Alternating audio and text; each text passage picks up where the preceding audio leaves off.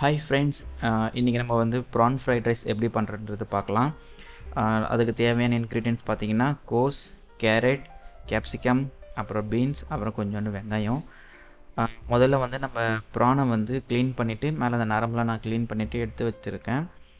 PRAN fried ரைஸ்க்கு first நம்ம வந்து ப்ரானை வந்து ஒரு பேனில் கொஞ்சோண்டு எண்ணெய் ஊற்றிட்டு இது மாதிரி லைட்டாக ஒரு 2 to 3 மினிட்ஸ் மட்டும் குக் பண்ணி எடுத்துக்கோங்க.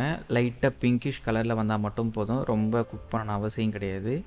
இப்போது பார்த்தீங்களா நான் இதுமாரி போட்டிருக்கேன்ல, இதுமாரி போட்டு லைட்டாக பிங்கிஷ் கலரில் வரும், அது வரைக்கும் வெயிட் பண்ணுங்கள். அப்புறம் அதில் தண்ணி வந்துச்சுன்னா அந்த தண்ணியை வடிகட்டிட்டு மறுபடியும் அந்த ப்ரானை லைட்டாக ஒரு 30 செகண்ட்ஸ் வரையும் குக் பண்ணுங்கள், அதுவே போதும்.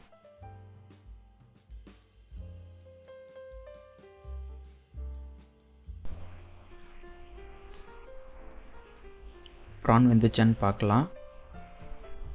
இன்னும் லைட்டாக வேகணும், கொஞ்சம் நறுக்குன்னு இருக்குது. இன்னும் ஒரு 15 to 30 செகண்ட்ஸ் குக் பண்ணுறோம்.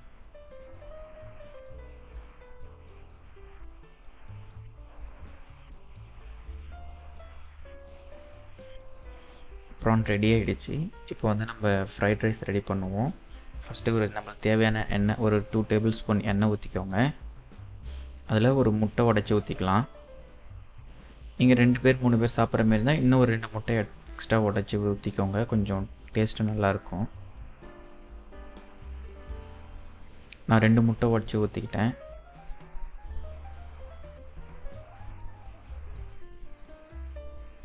அப்படியே போட்டு இந்த லைட் நம்ம பொடி மிக்ஸ் பண்ணுவோம் இல்லையா, அதே மாதிரி லைட்டாக போட்டு அந்த எண்ணெயிலே போட்டு வதக்குங்க. அந்த முட்டையை பொடி மாஸ் வர அளவுக்கு வரைக்கும் வதக்கலாம், வதக்கி எடுத்துக்கோம். இந்த ஸ்டேஜில் எடுத்துக்கோங்க, இந்த ஸ்டேஜ் வர வரைக்கும் முட்டையை நல்லா கொஞ்சம் பரட்டி எடுத்துக்கோங்க.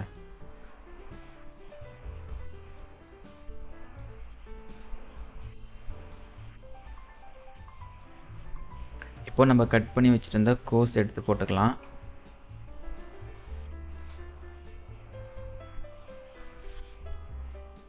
கோஸ் நல்லா நான் உள்ளியாக சீவி வச்சுருக்கேன். நீங்கள் மோஸ்ட்லி கட் பண்ணாதீங்க, கட் பண்ண பொரியல் பண்ணுற மாதிரி ஆகிடும். கோஸு சீவிங்கன்னா கொஞ்சம் நல்லா மெலுசாக நல்ல ஒல்லியாக இந்த நூடுல்ஸ் மாதிரி நீட்டாக வரும். அது மாதிரி இருந்ததுன்னா கொஞ்சம் ஃப்ரைட் ரைஸ்க்கு நல்லா டேஸ்ட்டாகவும் இருக்கும். இப்போ முட்டையும் கோஸையும் நம்ம போட்டு சேர்த்து கிளறி எடுத்துக்கலாம், கொஞ்சம் பிரட்டிக்கலாம். அந்த பச்சை வாசனை போகிற வரைக்கும். அப்புறம் இன்னும் கொஞ்சம் வந்து அந்த நூடுல்ஸ் நல்லா வதங்கிட்டு கொஞ்சம் நம்மளுக்கே தெரியும் அது எந்த அளவுக்கு வதங்கியிருக்கு அப்படின்னு சொல்லிட்டு. அது வரைக்கும் வதங்கட்டும், அது வரைக்கும் நம்ம வெயிட் பண்ணுவோம். போட்டு நல்லா அடி பிடிச்சிடாத அளவுக்கு கிளறி விட்டுட்டே இருங்க, நல்லா கிளறி விட்டுட்டே இருங்க.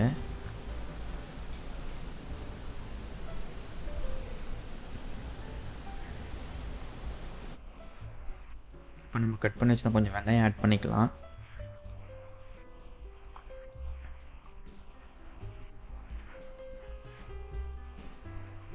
வெங்காயமும் இன்னும் கொஞ்சம் நல்லா வதங்கட்டும்.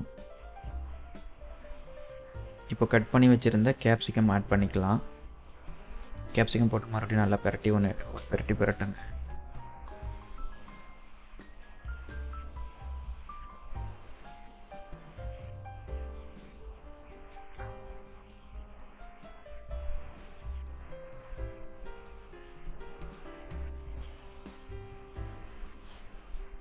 இப்போ பீன்ஸ் போட்டு அதையும் ஒரு பிரட்டிக்கலாம். ஒன்று போட்டு லைட்டாக வதக்குங்க, எல்லாத்தையும் போட்டு ஒரேடியாக வதக்கிட்டிங்கன்னா நறுக்குன்னு இருக்கும். கொஞ்சம் ஒன்று போட்டு வதக்கினீங்கன்னா அந்த டேஸ்ட் கொஞ்சம் நல்லாயிருக்கும்.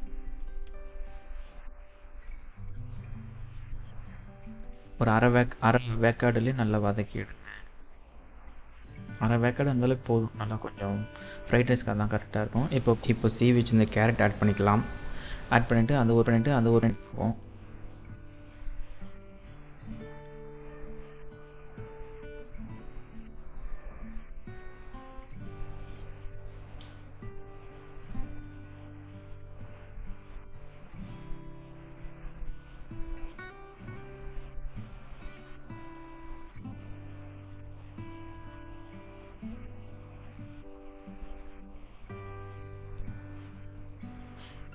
கொஞ்சோண்டு இஞ்சி பூண்டு பேஸ்ட் ஆட் பண்ணி அதையும் ஒரு பிரட்டி எடுத்துப்போம்.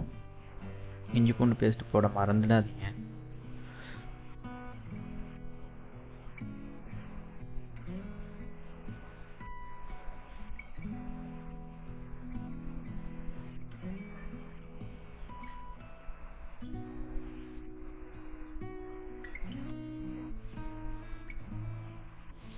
இப்போ நம்மக்கிட்ட அந்த ப்ரான் இருக்குது இல்லையா, அந்த ப்ரான் நல்லா பிங்க்காக இருக்குது பாருங்கள்.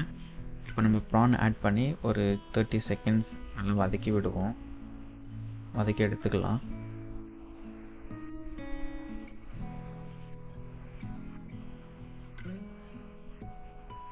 ரொம்ப நேரம் வதக்க வேணாம், ஒரு 30 செகண்ட்ஸ் வதக்கினாலே போதும். ஏன்னா ஆல்ரெடி ப்ரான் எல்லாமே வதங்கி தானே இருக்குது, அதனால் ஒரு 30 செகண்ட்ஸ் இது பண்ணாலே போதும். இப்போ நான் பாஸ்மதி ரைஸ் வடித்து எடுத்து ஆற வச்சுட்டேன். அரிசி ஆற வச்ச அரிசி எப்படி சொல்கிறேன்னா, நீங்கள் வடித்து ஆற வச்சுடுங்க அரிசியை. அந்த சாதத்தை ஆற வச்சா தான் ஃப்ரைட் ரைஸுக்கு நல்லா கரெக்டாக இருக்கும். நீங்கள் அப்படியே சுட சுட வடித்து அப்படியே எடுத்து கொட்டினீங்கன்னா சாப்பாடு வந்து ஒரு மாதிரி கொல கொலன்னு ஆகிடும். நான் வடித்து சாப்பாடு ஆற வச்சுட்டேன். அந்த ஆற வச்ச சாப்பாடு தான் இப்போ போட்டு நம்ம கிண்ட போகிறோம். நீங்களும் அதேமாரி ஒரு 15 to 20 மினிட்ஸ் ஆற வச்சாலே போதும். இப்போ நம்ம ஒரு பெரட்டை எடுத்துக்குவோம்.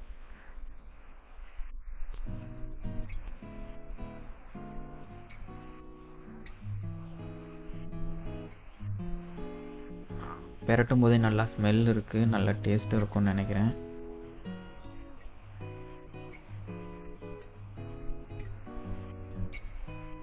சளிகண்டி சரி வரல, நம்ம சளிகண்டி எடுத்து சரிப்பட்டால் தான் போல. அரிசி உடையாத அளவுக்கு பார்த்துக்கோங்க. அரிசி உடைஞ்ச நம்மளுக்கு ஃப்ரைட் ரைஸ் அந்த ஒரு இதுவே இல்லை. அரிசி எவ்வளோக்கு எவ்வளோ உடையாமல் நம்ம கிண்டுறோமோ அதுதான் ஃப்ரைட் ரைஸ்.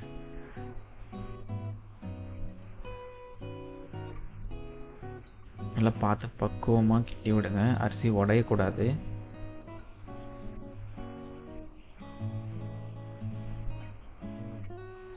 தேவையான அளவு உப்பு, உங்களுக்கு உப்பு எந்த அளவுக்கு வேணுமோ அந்த அளவுக்கு உப்பு போட்டுக்கோங்க. கொஞ்சம் உப்பு கம்மியாக இருக்குது.